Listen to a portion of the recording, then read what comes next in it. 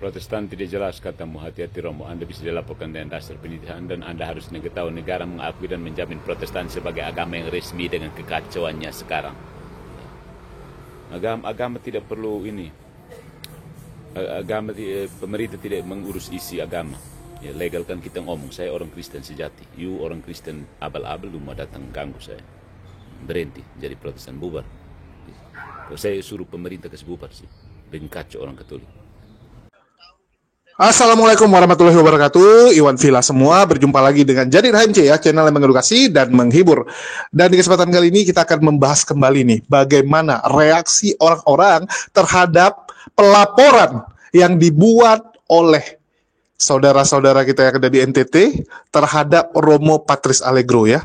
Ini yang teman-teman harus tahu nih. Jadi ada sekelompok ormas ya, organisasi yang ada di NTT Bersatu mereka bilang, di mana ormas ini melaporkan seorang Romo, dan saya rasa sebagian teman-teman sudah tahu ya bahwa Romo yang dilaporkan adalah Romo Patris Allegro yang dituduh intoleran, yang dituduh suka menghina Protestan.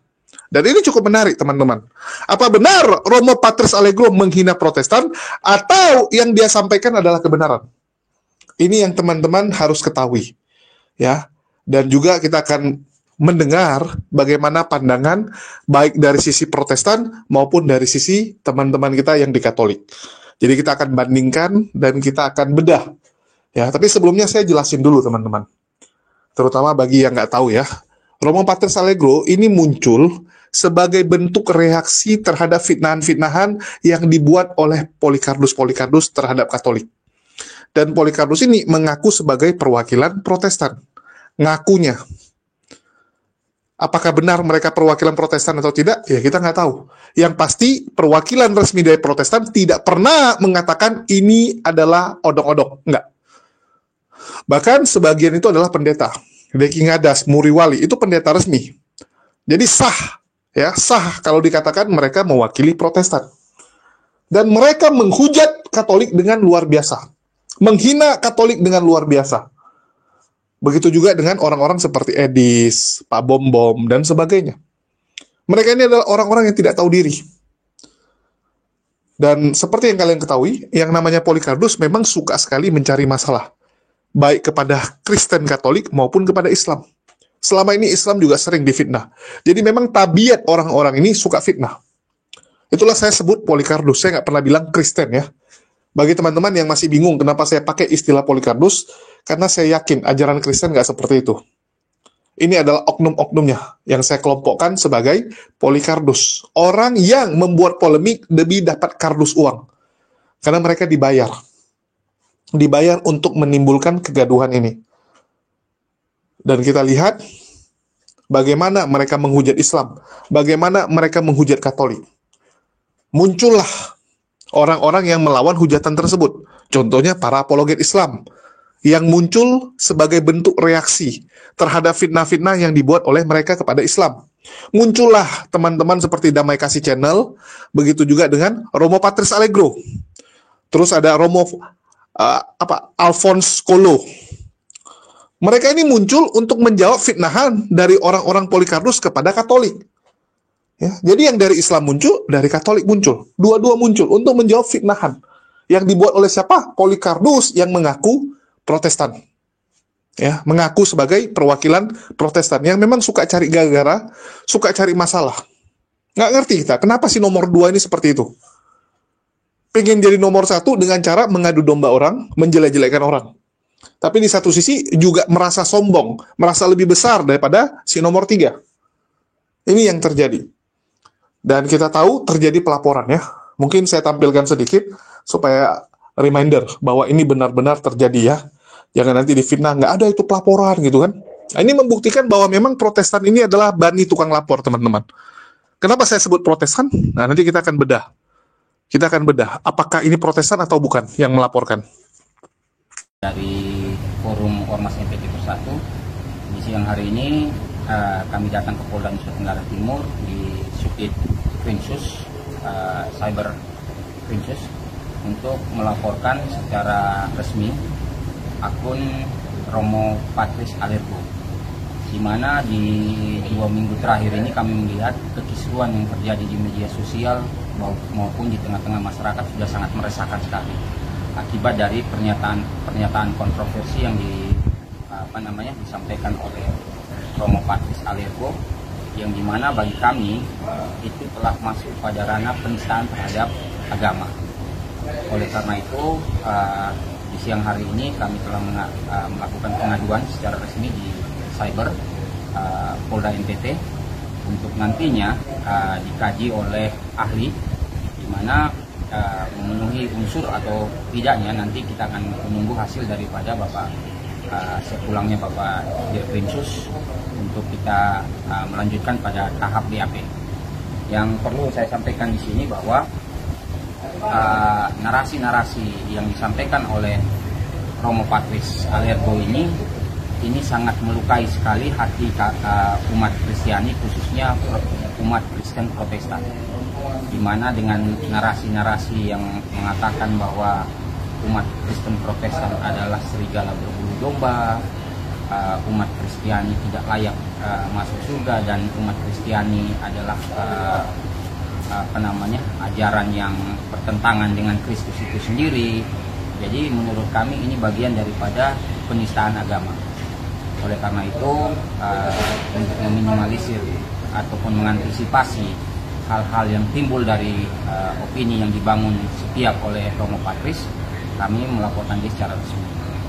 Di kesempatan ini juga kami mempertanyakan di mana Uskupan Agung Kupang di saat hal ini terjadi, di mana SKUB, di mana pejabat pemerintah publik yang seolah-olah diam terhadap polemik yang ada, yang mana kita tahu bahwa ini akan memicu respon balik daripada umat Kristen Protestan yang dapat mengganggu stabilitas ataupun tatanan hidup bertoleransi yang ada di Kota Kupang ataupun NTT pada umumnya. Jadi kami berharap laporan ini segera ditindaklanjuti maksud saya, agar oknum daripada Romo Patris ini bisa mempertanggungjawabkan apa yang dia ucapkan di publik. Kita tidak tidak menjurus pada agamanya, tetapi pada oknumnya yang telah menurut kami menyimpang daripada ajaran itu sendiri. Penyampaiannya cukup melukai hati umat Kristen Protestan yang ada di Indonesia. Mungkin dari saya sekian, nanti ditambahkan oleh rekan-rekan yang lain. Baik, terima kasih. Hari ini kami Forum Ormas NTT 1 hadir di Polda bersama Ketua Koordinator Umum melaporkan akun Patris Alergo yang dianggap menyebarkan ujaran kebencian. Kita tahu dari 6 agama ini sudah mendapat perlindungan hukum dari pemerintah, maka tidak ada warga negara yang saling memfitnah, saling menghina. Karena itu merupakan asas penistaan agama, baik itu agama manapun yang memfitnah agama lain wajib diproses. Itu yang pertama. Yang kedua, kami Forum Ormas NTT Bersatu ini yang hadir ini bukan karena kami orang Kristen, tapi publik harus tahu bahwa di dalam Forum Ormas NTT Bersatu itu menghimpun seluruh agama-agama ini di dalamnya itu. Jadi ketika ada problem atau masalah yang menyerang agama tertentu, kami pun akan bangkit untuk melaporkan hal yang sama. Kita akan dengarkan juga ya bagaimana pendapat dari teman-teman Katolik maupun dari Protestan yang sudah terbukti memang tukang protes. Ya, tukang protes teman-teman. Udah tukang protes, tukang playing victim kalau kita lihat di medsos ini. Sekali lagi ya, ini orang-orangnya. Saya yakin ajaran agamanya nggak seperti itu, tapi memang yang kita temukan di medsos ini seperti itu. Kita dengarkan. Iya, karena nanti sistemnya jadi modelnya propaganda, kebohongan atau sesuatu yang tidak valid diulang-ulang dan diucapkan, diketik oleh orang banyak. Nah, akhirnya jadi kebenaran, padahal itu nggak benar sama sekali. Itu maksud saya Betul. tadi kasih data ini. Gitu. Betul. Memang ya. Betul. Tadi juga Kalau saya sampai sudah terjadi, sampaikan ke seandainya Pak memang Abbas itu, Pak Oni.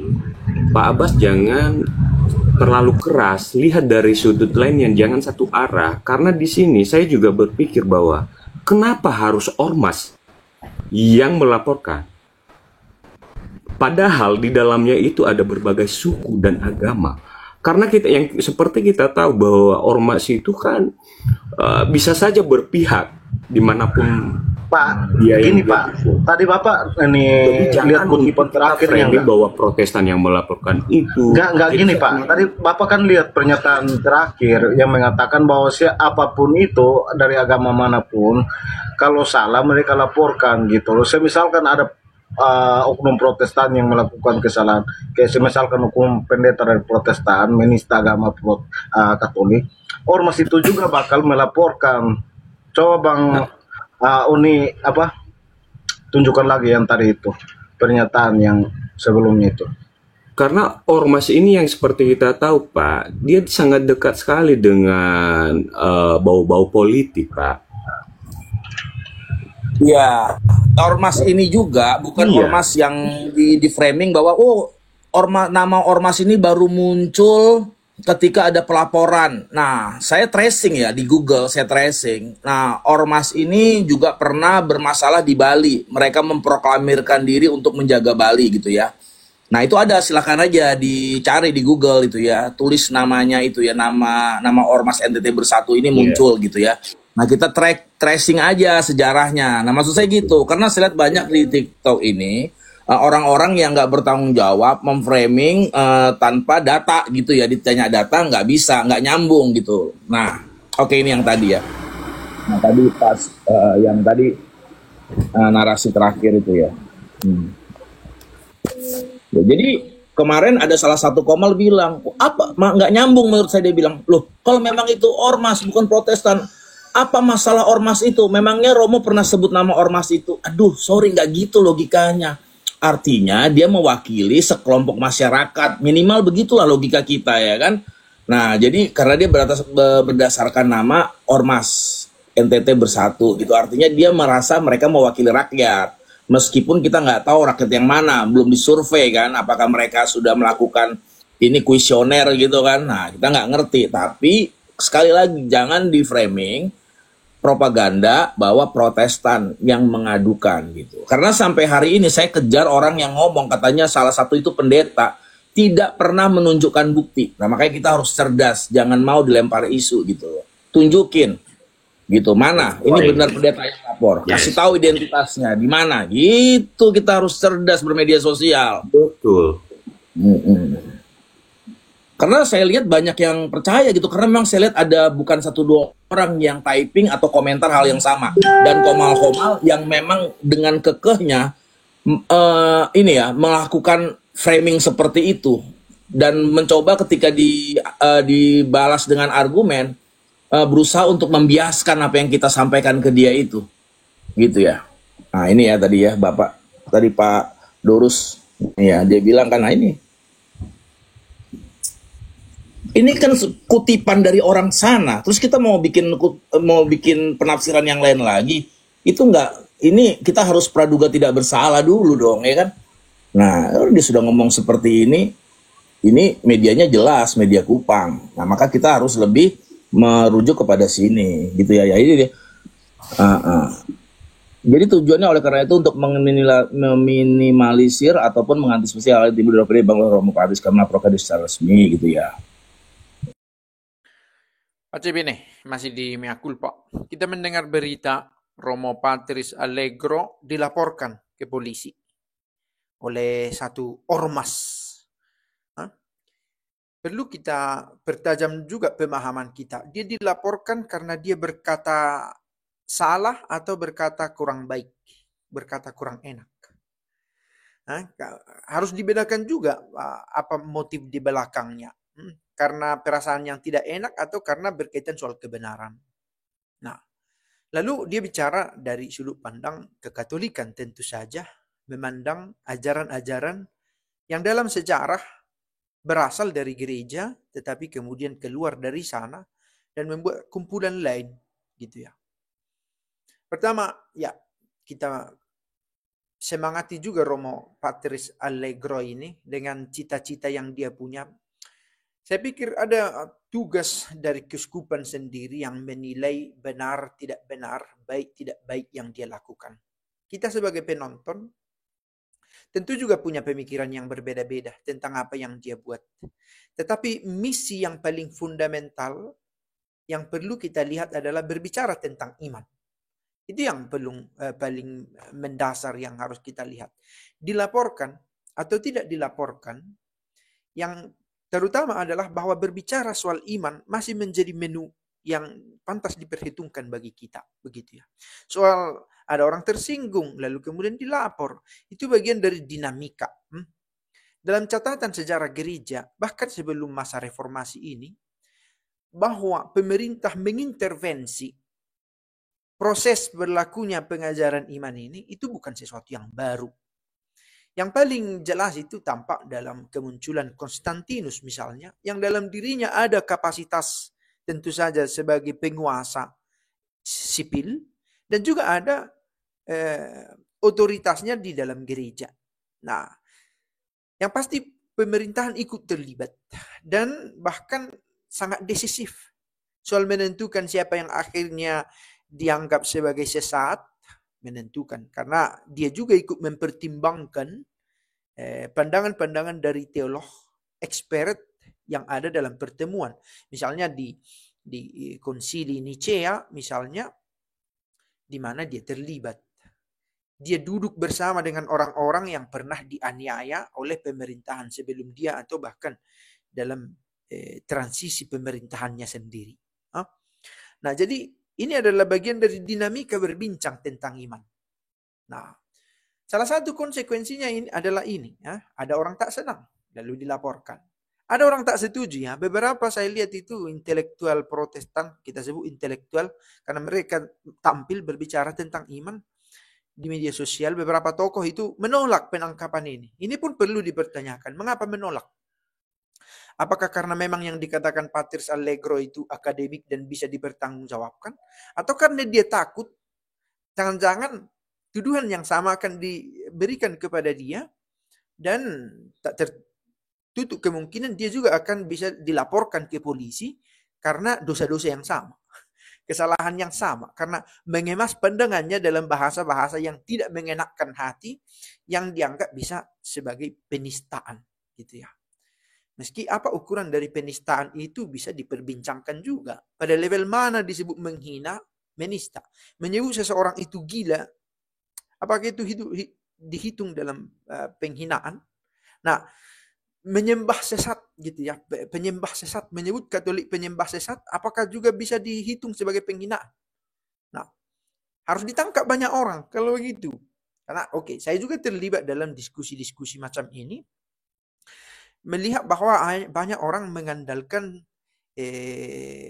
retorika, gaya bahasa, gaya berdialog yang lebih menekankan kemasan daripada isi, gitu ya. Nah, dengan pilihan-pilihan kata yang tajam, ad hominem tak jarang, dan memakai terminologi-terminologi yang keras, padahal substansinya bisa sampai tanpa harus memakai istilah-istilah kasar itu, gitu ya. Soal sesat, penyembah patung atau ajaran manusia katanya. Oh, saya mau mengikuti Kristus saja, bukan mengikuti gereja katanya. Macam-macam yang bercampur di sana, istilah-istilah yang bisa mengganggu dan jangan-jangan bisa dituju juga sebagai penghinaan. Nah, hati-hati juga bagi yang lain. Karena sayang sekali ya bila sampai berujung pada pelaporan dan bisa merugikan dirimu. Catatan baik, ya katakanlah kalau meminta surat berkelakuan baik mungkin jadi susah sedikit karena pernah dilaporkan ke polisi contohnya. Apalagi berkeluarga. Patris Allegro tidak berkeluarga, bebannya sedikit berkurang karena kadang kalau seorang lelaki ditangkap, dia kepala keluarga, punya istri, punya anak, tanggungan, seseorang ini harus ditangkap atau berurusan dengan polisi akan menjadi lebih kompleks. Romo Allegro ini seorang pemuda yang menua dan Jangan-jangan dia tidak digentarkan oleh peristiwa ini, malah merasa menemukan ruang berbicara yang lebih luas dan memiliki corong berbicara di mana orang lebih banyak bisa dijangkau. Ya, jadi kalau ormas yang melapor, memang serat muatan politiknya, teman-teman. Itu kita nggak pungkiri. Tapi sekali lagi, ormas NTT Bersatu ini siapa? Kan yang jadi pertanyaan itu. Saya yakin di dalam ormas tersebut pasti ada juga yang agama di luar Protestan. Pasti. Ya, nggak mungkin hanya orang Protestan. Tetapi ini kepentingannya apa? Kan begitu. Dan ini sekaligus membuktikan bahwa, ya mohon maaf, kalau kita mengatakan tukang playing victim, tukang lapor itu Protestan, itu ada dasarnya. Yang pertama, selama ini yang suka melaporkan apologet Islam itu adalah dari kalangan Protestan. KTP-nya Protestan, silakan dicek. Dan yang melapor Romo Patris Allegro juga kurang lebih sama. Kenapa? Yang pertama, ini nggak dari Islam, ya, karena umat Muslim nggak ada kepentingan. Yang pertama, nggak ada kepentingan. Kita juga nggak dibahas sama Romo Patris Allegro. Bagaimana Romo Patris Allegro mengatakan yang dia kritik adalah internal. Sehingga aneh sekali kalau ada umat Muslim yang tersinggung. Nggak mungkin. Terus yang kedua, bisa jadi itu dari Katolik menurut teman-teman yang tadi bacot-bacotan. Ya, mereka bilang ini kan framing fitnahan gitu yang kejam kepada orang Protestan. Halo, nggak sadar diri apa? Katolik itu nggak mungkin, teman-teman, melaporkan Romo Patris Allegro karena orang Katolik itu tunduk kepada magisterium. Mereka tunduk kepada otoritas dari para petinggi-petinggi yang ada di gerejanya. Nggak bisa sembarangan, beda dengan Protestan yang masing-masing berdiri sendiri. Masing-masing bisa mengambil tindakan sesuai kehendak hatinya sendiri. Orang Katolik nggak gitu. Yang namanya jemaat Katolik, setiap mengambil tindakan, apalagi yang berhubungan dengan agama, mereka akan konsultasi dengan romo dan juga pastornya. Mereka akan konsultasi dengan keuskupannya. Jadi tidak mungkin mereka melaporkan Romo Patris Allegro. Kecuali dia cuman KTP Katolik, tapi tidak pernah bertumbuh atau ikut dalam pelayanan di gereja Katolik. Bukan bagian dari gereja Katolik, cuman KTP doang yang gereja Katolik. Nah, itu mungkin.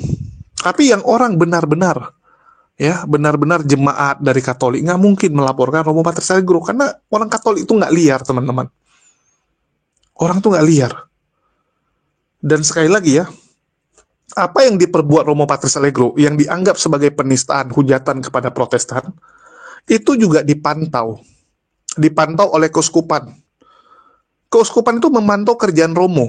Mereka yang menilai apakah ini boleh, ini baik atau tidak. Romo Patris Allegro itu cuap-cuap di medsos, terutama mengkritik Protestan, itu kurang lebih sudah 1,5 tahun sampai 2 tahun, teman-teman. Saya ingat betul saat pertama kali Romo Patris Allegro menjawab fitnahan Muriwali. Itu pertama sekali. Kurang lebih 1,5 tahun beliau muncul, dan tentu saja hal tersebut terdengar juga oleh keuskupan. Tentu saja dia juga melapor kepada keuskupannya. Sehingga kalau dia dilarang, pasti dia sudah di-stop dari awal. Betul nggak? Kalau memang hal tersebut tidak dibenarkan, dan menurut keuskupan itu jelek, pasti disuruh stop. Dan saya yakin Romo Patris akan patuh kepada perintah tersebut. Karena orang Katolik, apalagi yang seorang Romo, seorang pastor, kita tahu betul, mereka tuh tunduk pada otoritas tersebut, magisterium tersebut. Beda dengan Protestan ya. Kalau ada pendeta yang dikritik oleh sinode, dikatakan bahwa kamu salah, dia akan keluar dan buat sinode lain.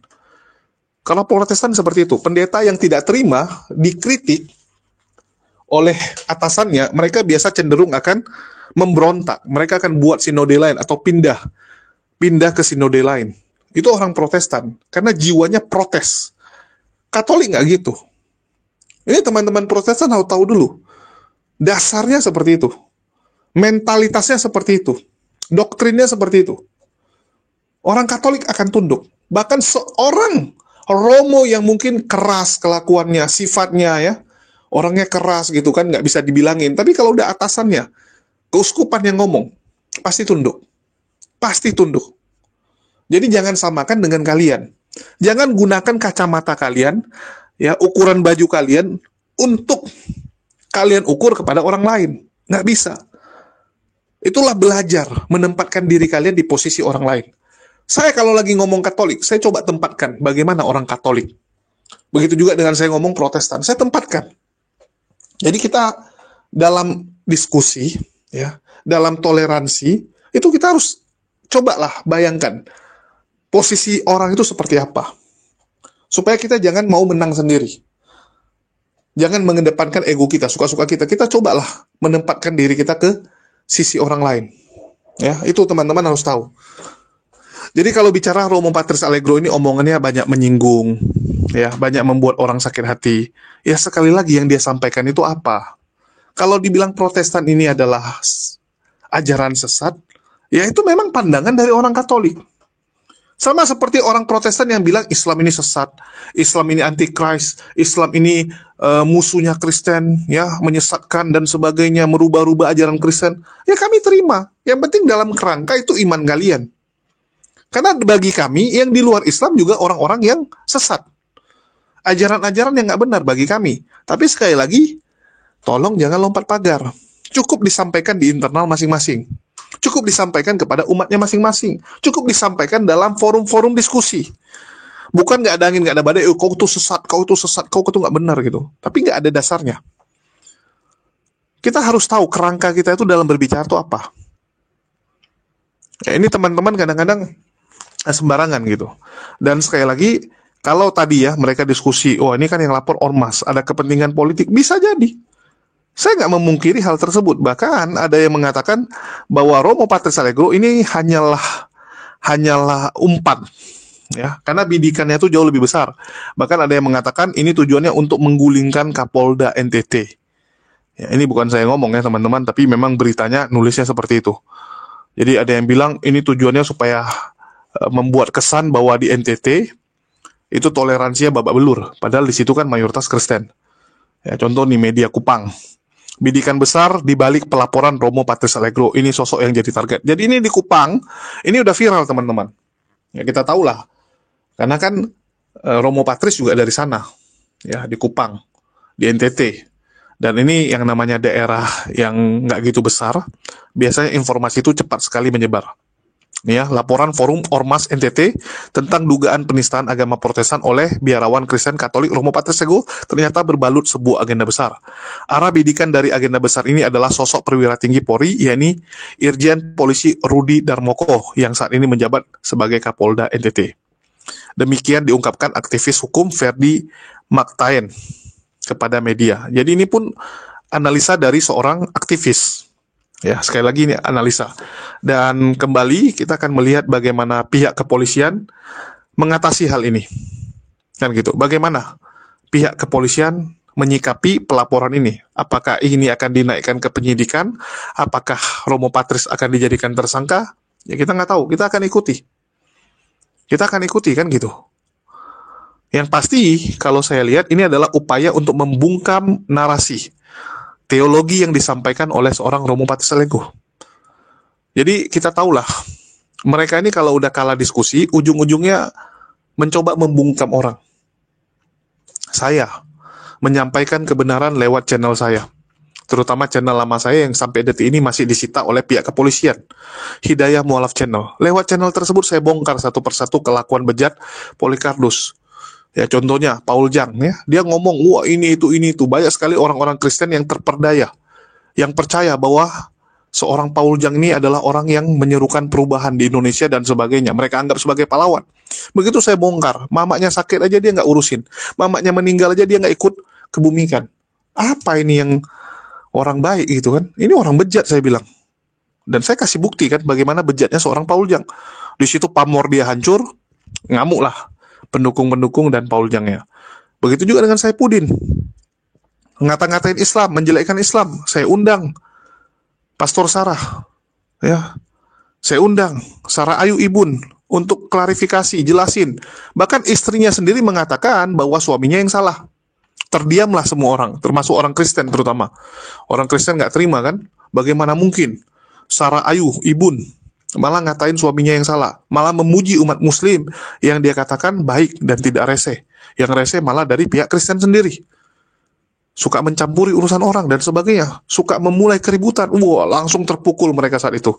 Terpukul teman-teman. langsung channel saya dianggap sebagai batu sandungan dari upaya-upaya mereka memfitnah Islam. Saya dianggap sebagai batu sandungan utama saat itu. Kalau dia bilang apologet Islam yang lain cuma berdebat teologi, kalau saya kan bongkar-bongkaran. Karena bongkar-bongkaran ini dianggap hal yang sangat berbahaya. Ya, bukan Kristennya aja yang dibongkar, tapi oknum-oknum bejatnya yang dibongkar.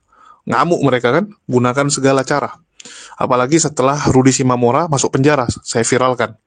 Makin ngamuk, makin panas. Wak Labu saya bongkar bagaimana dia menipu rumah anak terongnya. Kan saya yang bongkar itu. Penipuan rumah pribadi berkedok panti asuhan. Ya, nipu buat panti asuhan, bangun rumah pribadi. Ngamuk mereka kan? Ngamuk. Itulah kenapa saya harus dibinasakan. Dari dulu upayanya adalah menghabisi saya. Nggak bisa habisi saya, minimal channel saya yang dihabisi. Mereka anggap minimal channelnya sudah disita, saya akan berhenti gitu kan. Ataupun saya akan memulai baru, itu kan butuh proses, butuh waktu lama. Alhamdulillah, Jadid HMC langsung naik waktu itu. Ya, Jadid HMC langsung naik, dan sekarang Jadid HMC-nya sudah meninggoy. Ya, kita coba dengan channel baru ini. Ya, sekali lagi, semua tergantung Allah. Kalau memang Allah masih berkehendak saya di sini, masih berkehendak saya bongkar-bongkaran orang-orang ini, ya pasti Allah yang akan menyediakan jalannya. Kalau saya sih cuma ikut perintah Allah sih. Dari dulu saya bilang kan gitu, saya cuma ikut perintah Allah, saya hamba Allah. Ya, jadi sekali lagi mohon dukungannya teman-teman supaya kita bisa membongkar-bongkar modus-modus jahat dari para polikardus ini. Dan kita akan reaksi dan juga terus ya menyuarakan bagaimana Romo Patris Allegro ini ingin dibinasakan, ingin dibungkam karena mengungkap kebenaran tentang ajaran Protestan ini yang suka cari masalah, suka cari gara-gara. Karena Romo kan sampai bilang kan, ini Protestanisme ini jauh lebih biadab daripada Islam radikal. Bayangkan, teroris yang dicap Islam radikal itu, ini lebih jahat lagi gitu. Ya, jadi menggunakan kekuasaan mereka untuk menghancurkan ini. Ya, inilah upaya dari kaum Polikardus itu. Mereka punya uang, mereka punya kekuasaan, dan mereka akan gunakan hal itu untuk bungkam orang-orang yang dianggap sebagai batu sandungan mereka. Dan saya berharap ya, Romo Patris semangat, bisa terus menyuarakan kebenaran. Itu tanggapan saya di sini. Mohon bantu share ya teman-teman, karena channel ini nggak mungkin bisa dikenal kalau bukan kalian yang bantu share. Sekian dari saya, makasih buat semuanya. Di akhir kata saya ucapkan wassalamualaikum warahmatullahi wabarakatuh. Sampai jumpa di lain kesempatan.